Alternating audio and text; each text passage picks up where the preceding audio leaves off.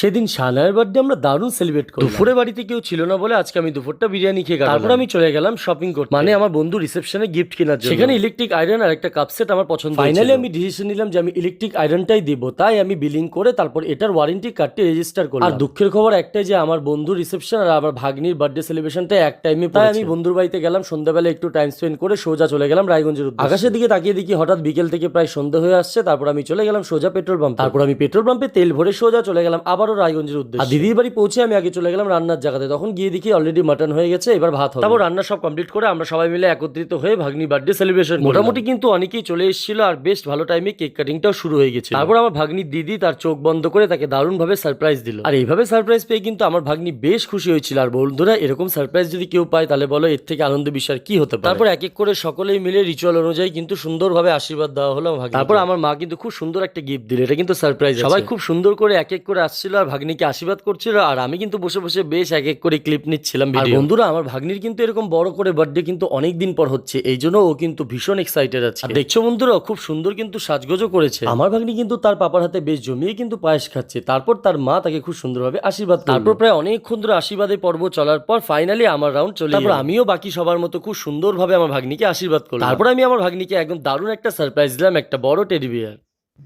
ও কিন্তু গিফট পেয়ে ভীষণ খুশি হয়েছে। আমি কিন্তু আমার ভাগ্নিকে টেডি বিয়ারের সাথে একটা বারবি ডলের সেটও দিয়েছিলাম, যেটা আমার মা নিজের হাতে দিয়েছিল। আমার ঠিক পরে কিন্তু আমার ভাগ্নির নিজের দাদা এবং বোন খুব সুন্দরভাবে তাকে আশীর্বাদ করলো। তারপর স্পার্কেল ক্যান্ডেল জ্বালিয়ে কিন্তু ফাইনালি বার্থডে সেলিব্রেশন শুরুই হয়ে গেল। প্রায় সব বাচ্চারা মিলে বেশ আনন্দের সাথে একসাথে মিলেমিশে কিন্তু কেক কাটিং করলো। সেই দৃশ্যটা দেখে কিন্তু আমার একেবারেই মনটা ভরে গেল। আর বন্ধুরা, কেকটা কিন্তু চকলেট কেক ছিল, আমার কিন্তু চকলেট কেক ভীষণ ফেভারিট। তারপর কেক কাটিং এর পর খাওয়া দাওয়ার পর্ব কিন্তু খুব সুন্দরভাবে সম্পন্ন। আজকের মতো ভিডিওটি আমি এখানেই শেষ করলাম। আবার দেখা হচ্ছে তোমাদের সাথে নতুন কোনো ভিডিও। সবাই ভালো থেকো, সুস্থ থেকো। জয় শ্রীকৃষ্ণ, রাধে রাধে।